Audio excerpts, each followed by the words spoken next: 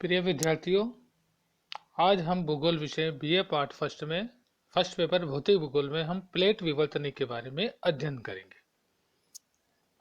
महासागरों की तली का विस्तार, सी फ्लोर स्प्रेडिंग और पुरा चुंबकत्व, ज्वालामुखी व भूकंप की क्रियाओं, आणविक स्रोतों आदि से संबंधित नवीनतम जानकारियों ने महाद्वीपों व महासागरों की उत्पत्ति से संबंधित एक नई संकल्पना को जन्म दिया, जो प्लेट विवर्तनिक के नाम से विख्यात हुई। स्थल मंडल के दृढ़ व कठोर पिंडों को प्लेट कहते हैं। स्थल मंडल के अंतर्गत भूपर्पटी तथा उसके नीचे स्थित मेंटल का ऊपरी भाग शामिल होता है। यह स्थल मंडल दृढ़ व कठोर प्लेटों का एक समुच्चय है, जिसके नीचे दुर्बलता मंडल एथेनोस्फीयर स्थित है। इन प्लेटों की मोटाई लगभग 100 किलोमीटर आगे गई है। सभी भूगर्भीय गतिविधियां इन प्लेटों के पार्श्व या सीमांत या किनारों पर होती है। भूगर्भीय क्रियाओं को विवर्तनिक कहा जाता है। अतः प्लेटों के उद्रव प्रकृति व गतियों की संपूर्ण प्रक्रिया एवं उनके परिणाम प्लेट विवर्तनिकी कहलाते हैं। स्ट्रोलर ने भी लिखा है, प्लेट विवर्तनिकी प्लेटों के धीरे धीरे कमजोर दुर्बलता मंडल पर फिसलने की क्रिया है। प्लेट विवर्तनिकी के दो पहलू है, एक तो महाद्वीपीय विस्थापन और महासागरीय तले का विस्तार। प्लेटों के प्रकार, इस परिकल्पना में प्लेटों को दो भागों में महाद्वीपीय और महासागर। जिस प्लेट में संपूर्ण या अधिकांश भाग स्थलीय होता है वे महाद्वीपीय, और जिसमें संपूर्ण या अधिकांश भाग महासागरीय तले का शामिल होता है महासागरीय प्लेट। प्रमुख प्लेटें 6 बताई जाती है।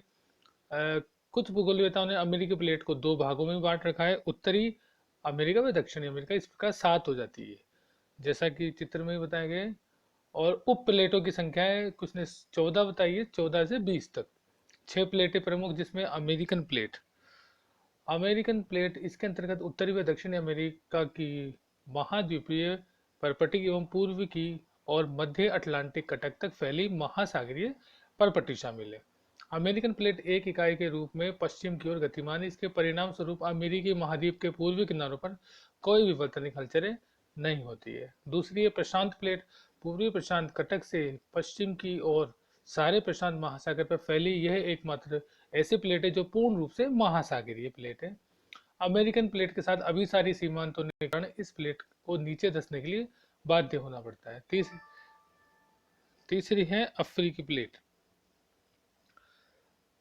अफ्रीकी प्लेट, इसमें ये प्लेट पूर्व में भारतीय, दक्षिण में अंटार्कटिका और पश्चिम में मध्य अटलांटिक कटक व उत्तर में यूरेशियन प्लेटों के मध्य स्थित एक मिश्रित प्लेट है, महाद्वीपीय और महासागरीय। यूरेशियन प्लेट यह एकमात्र ऐसी प्लेट है जो अधिकांशतः महाद्वीप परपटी से निर्मित है। यह पूर्व में द्वीपीय चापों, दक्षिण में आल्प्स और हिमालय पर्वतीय क्रम एवं पश्चिम में मध्य अटलांटिक कटक तक फैली है। भारतीय प्लेट, इसके अंतर्गत भारतीय उपमहाद्वीप में ऑस्ट्रेलिया की स्थलीय परपटी तथा हिंद महासागर एवं प्रशांत महासागर की दक्षिणी पश्चिमी महासागरीय परपटी शामिल है। छठी है अंटार्कटिका। इसका विस्तार अंटार्कटिका महाद्वीप के चारों ओर मध्य महासागरीय कटकों तक सीमित है। भूप्रपटी की इन दृढ़ व कठोर प्लेटों का समुच्चय दुर्बलता मंडल के अस्थिर एवं कमजोर क्षेत्र के ऊपर उठकर दाएं बाएं किनारों की ओर जाता है, जिसके प्रभाव से प्लेटों में हलचल होती है।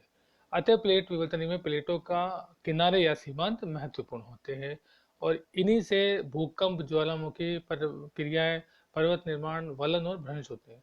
अब हम प्लेटों के किनारों की बात करें तो 3 प्रकार के अपसारी, जो जहां से प्लेट दो प्लेटें एक दूसरे के विपरीत दिशा में गति करती है, तो इनके दूर हटने पर रिक्त स्थान बनता है, वहां से मैग्मा बाहर निकलकर लावा के रूप में जमता है, और ऐसे किनारों पर ज्वालामुखी क्रिया अधिक होती है। और जैसा कि चित्र में भी दिखाया जा रहा है, दूसरी है अभिसारी प्लेट, मतलब दो प्लेटें एक दूसरे के आमने सामने आती हैं, तो भारी प्लेट नीचे धंस जाती है, उसके ऊपर हल्की प्लेट ऊपर चढ़ जाती है।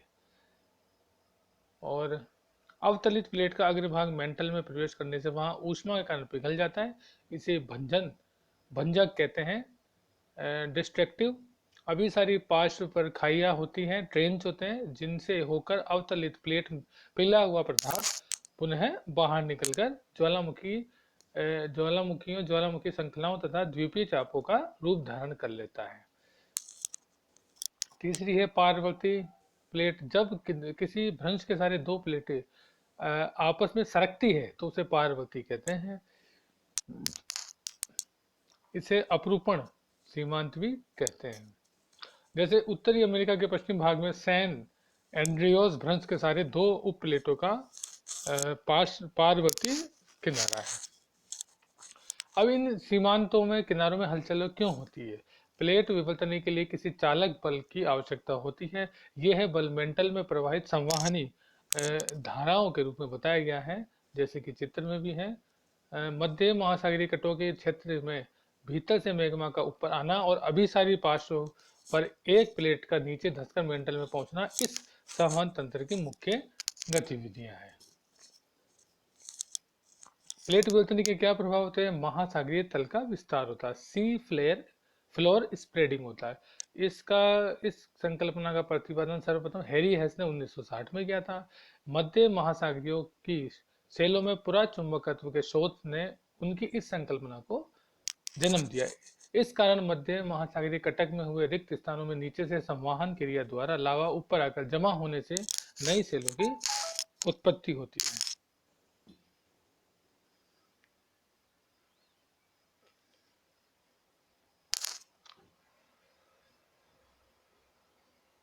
दूसरा है महाद्वीपीय विस्थापन। पुरा चंबकत्व व महासागर तलीय विस्तारण से संबंधित नवीनतम खोजों से यह सिद्ध हुआ है कि महाद्वीपीय महासागरीय बेसिन कभी भी स्थिर व स्थायी नहीं रहे और इनमें पुनर्गठन हुआ है। जैसे कि जैसे सबसे पहले वैलेंटाइन व मूस ने बताया कि 70 करोड़ वर्ष पूर्व एक विशाल भूखंड था जिसे पेंजिया नाम किया, और पेंजिया प्रथम का 50 से 60 करोड़ वर्ष पूर्व भूगर्भ से आने वाली तापीय संवहन धाराओं के कारण उसमें भ्रंशन में विस्थापित हुआ। आज से 20 से 30 करोड़ वर्ष पूर्व ये विस्थापित भूभाग प्लेट विवर्तन के कारण पुनः मिल गए, जिन्हें पेंजिया द्वितीय कहा। और इस प्रकार से ये वर्तमान स्थिति है। अन्य प्रभाव में प्लेट विवर्तन की कई अन्य प्रभाव भी है, जिनका विवरण पर जैसे पर्वत निर्माण, भूकंप, ज्वालामुखी क्रिया, द्वीपीय चापों का निर्माण, इस प्रकार से। तो आज हम इतना ही पढ़ेंगे। धन्यवाद।